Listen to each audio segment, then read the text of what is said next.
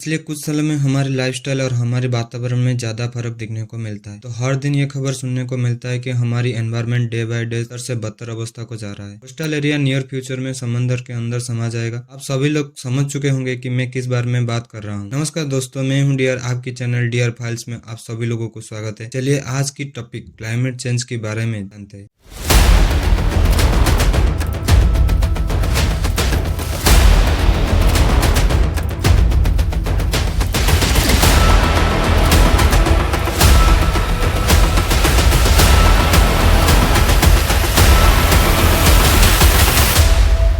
आज की टॉपिक को हम 3 पार्ट में बांटेंगे। पहला डेफिनेशन, उसके बाद कॉज एंड इट्स कॉन्सिक्वेंस, उसके बाद how we control it. What is climate? Climate क्या है? इसको जानने से पहले चलिए जानते हैं कि वेदर क्या होता है और इन दोनों में क्या डिफरेंस है। Weather the day to day condition of the atmosphere at a place, यानी कि किसी भी प्लेस की किसी भी टाइम पर उसकी एटमॉस्फेयर की अवस्था को वेदर कहते हैं। क्लाइमेट किसे कहा जाता है? It is the long term pattern of weather in a particular area, यानी कि किसी भी जगह का लॉन्ग टर्म वेदर को क्लाइमेट कहते हैं। किसी भी जगह का weather hour to hour day by day change हो सकता है। एटलीस्ट 30 वर्ष की वेदर को हम क्लाइमेट कहते हैं। British geographer Andrew John Herbertson के अनुसार climate is what we expect, weather is what we get. A climate system has 5 major components that atmosphere, hydrosphere, cryosphere and the land surface और lithosphere and the biosphere.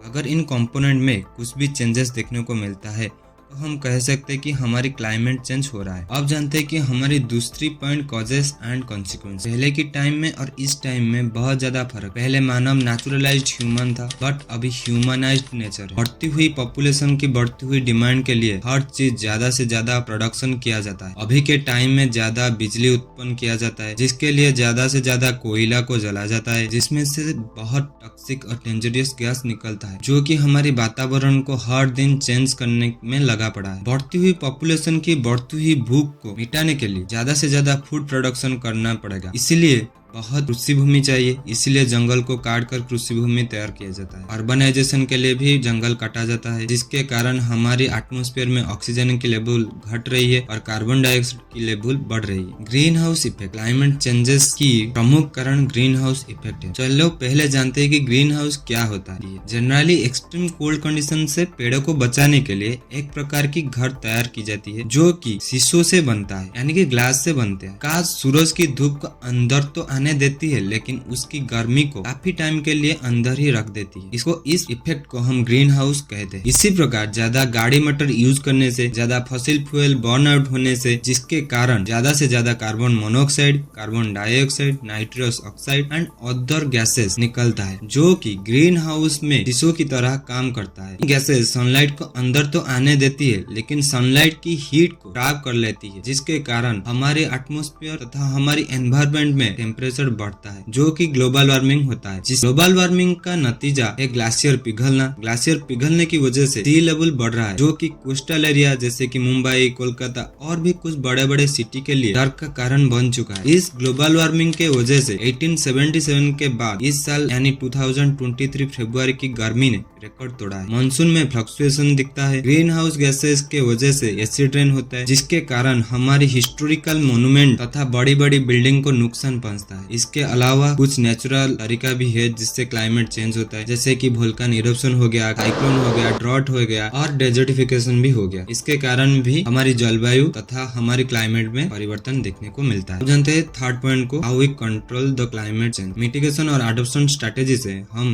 Climate change को रोक सकते हैं। There are various strategies can be employed to control the climate change, जैसे कि reducing green house gas emission, developing renewable energy sources, improving agricultural practices and investing in infrastructure to protect against the impact of climate। हम climate change को भी रोक सकते हैं। अब मिलते हैं अगली वीडियो पर, तब तक के लिए गुड बाय, जय हिंद।